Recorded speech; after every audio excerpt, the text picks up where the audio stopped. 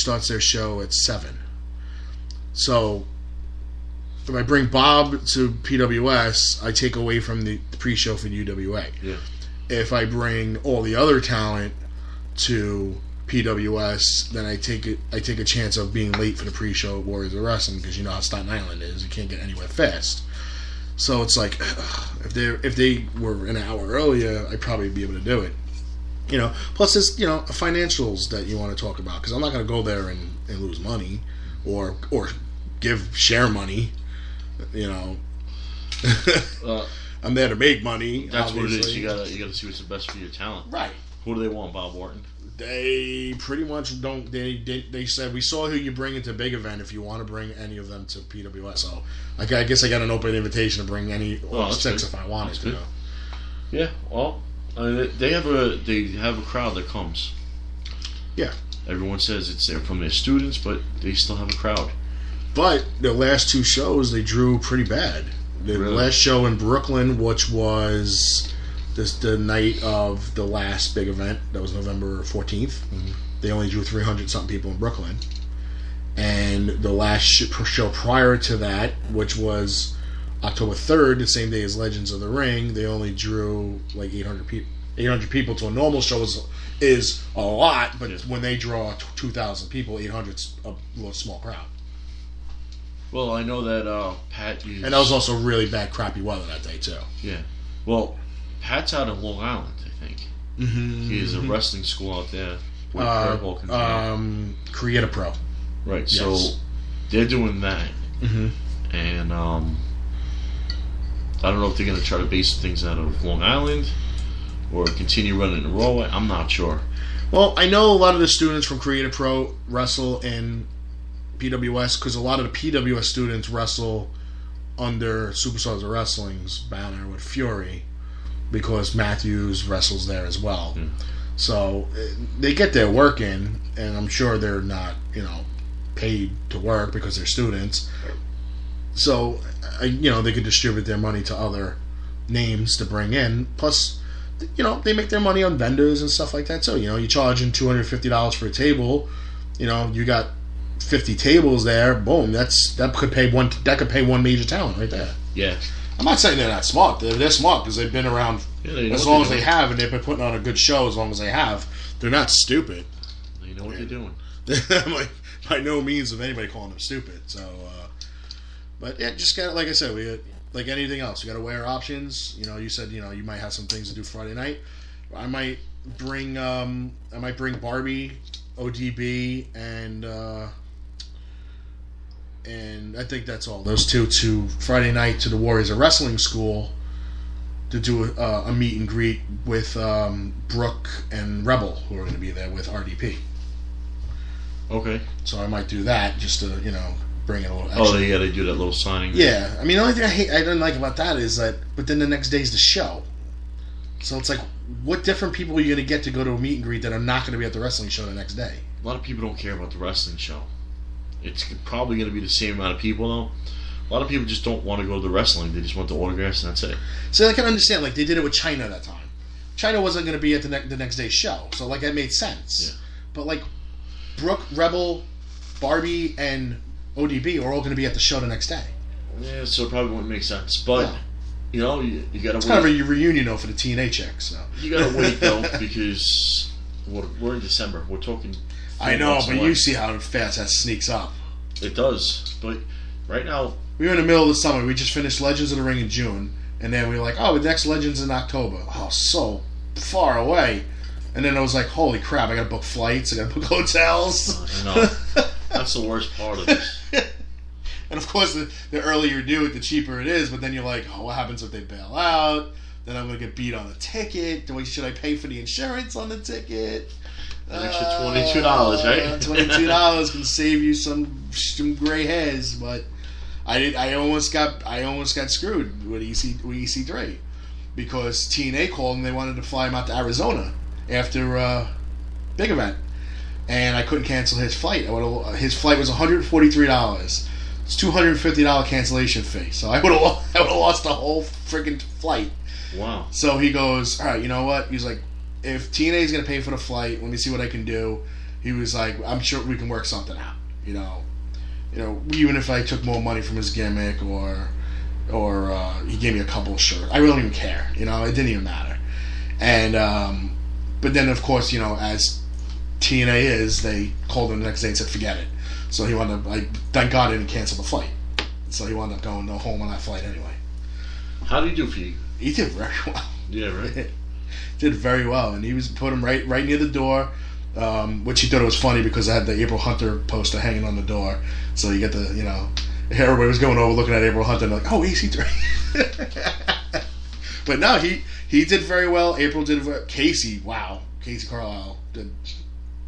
I mean, she paid her spot on the. I think we charged her like $75 for the seat, and she made like $400. This is an independent wrestler. Yeah. And she used to argue with me about, she's like, oh, nobody knows who I am. Like, really, seriously, like, come on. And I'm like, you're NWA Women's Champ. Anybody who follows women's wrestling knows who you are. Mm-hmm. Just like Barbie Hayden. Barbie Hayden beat Casey Carlisle for the belt. Santana Garrett, the former Britney of TNA, beat Barbie for the belt.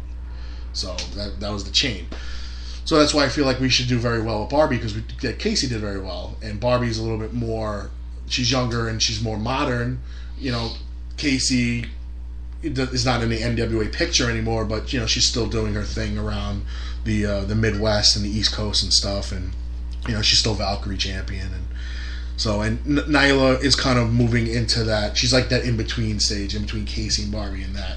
Right. So that's why we're promoting her. We're pushing her so hard because we want her to be noticed. We want her to gain, some fame from the public, and people go online and say, oh, Damage brought in Nyla Rose. Let me check some YouTube video, and blah, blah, blah. They can see her at WrestleFest power bombing Jay George twice. Sandwiching the poor guy. But, yeah, I like indie, because I feel that indie is where the real wrestling happens. To me, indie is like AA baseball in the minor leagues. That's what the real baseball is. Mm-hmm. Because AAA, you get a lot of the older guys or the guys who can't make it. AA is the real minor league baseball. That's real baseball. Yeah. To me, indie is the real wrestling, because they are trying their hardest to get where they need to get in life. Where you watch it on TV and it's just over-scripted, overplayed nonsense. So if you like wrestling, you watch indie. I really never got into the indie wrestling, but the shows that I go and I bring talent to, mm-hmm.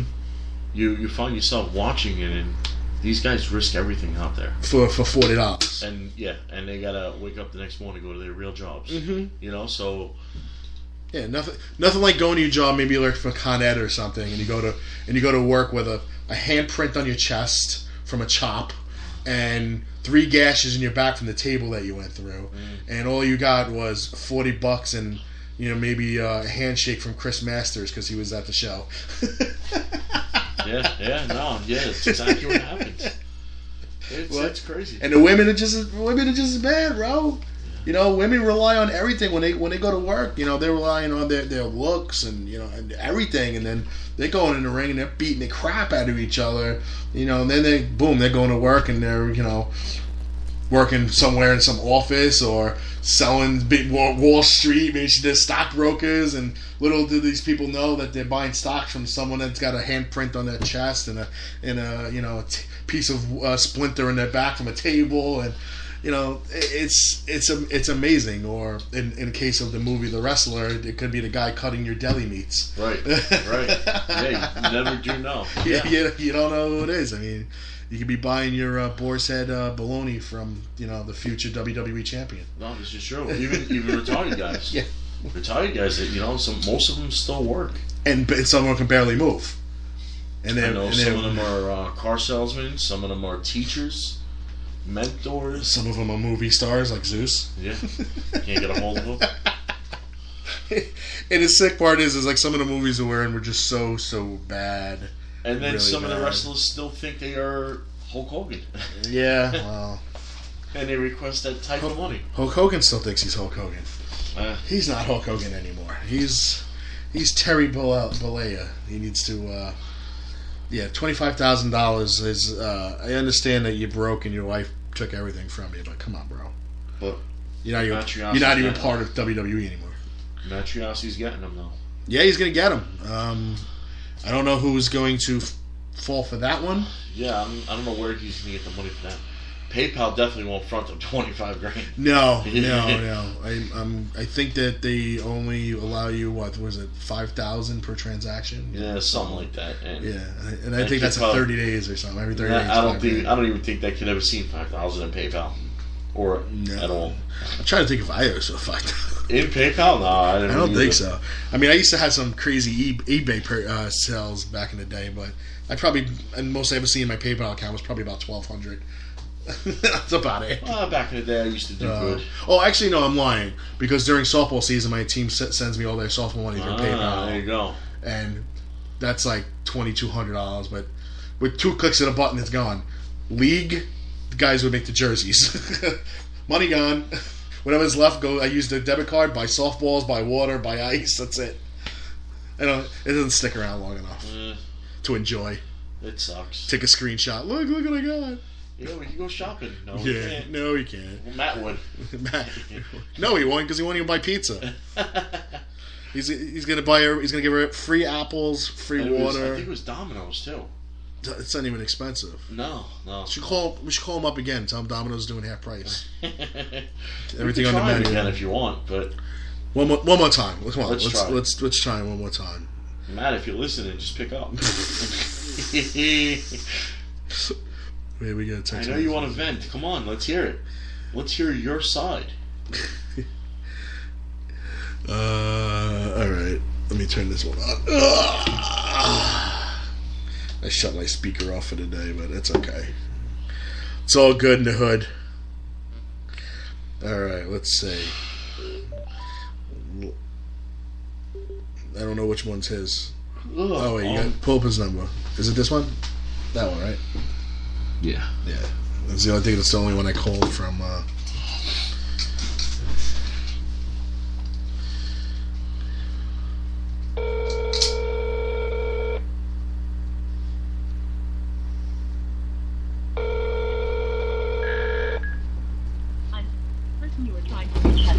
He has to fuck you. Set up yet. Please try your call again later. Well, we tried. We get E for effort. We're disappointed in you, man. We thought you were going to stand up for yourself. I really thought, I'm really sad. I really thought he was going to be a stand-up guy and come on the show and defend his good name, his dignity. No, it would have made a little sense for him to call back and say, this is bullshit. All these people are lying. It's insane how many people hit me up on Facebook and said, Matt did this, Matt's doing this, Matt fucked me, he owes me money. Yeah, there was about 4 more people we could have called that we didn't. Yeah. And then I think there was a couple of fans that actually wanted us to call them, I guess, about bad interaction they had with him as well. Right, yeah. And I know personally one kid wanted us to call him. He's been to a couple of my events, and he said everything went smooth. He doesn't know why this guy wouldn't pay. But scumbags, that's all. Look, sometimes it's just a front. As a customer, you walk up to the table, you buy what you buy, you never have a problem. But it's minute. You're buying a $20 photo, you're buying a $15 figure, you're buying a $25 autograph figure. That's minute. We're talking hundreds of dollars, thousands of dollars now about all the people he owes money to. Small scale when you're walking up to a table buying a photo. Mm-hmm. Oh yeah, I never had a problem with him either when I bought an autograph 8x10 if it was even real. That I don't know. When we were in the show at Batavia, he did have a lot of nice stuff. I don't know where he got it. Apparently Mike. It was probably Mike's stuff. It probably was Mike's stuff. He did sell a couple of things that weekend, though. He did. But he was selling stuff, but he had to give it to everybody that was coming in demanding money that he owed it to. The other Mike. And he did get a big order from some guy that lived up in Rochester. Oh, my God. He did get a big order. And then he's got people prepaying him for stuff that he doesn't even own. Right, belting, yeah. Look, I hope this is a wake-up call and just to do better business. Just as a customer, don't prepay for anything that you don't have in your hand. You know, if you can't physically hold it and say, all right, I'll give you $200 for this belt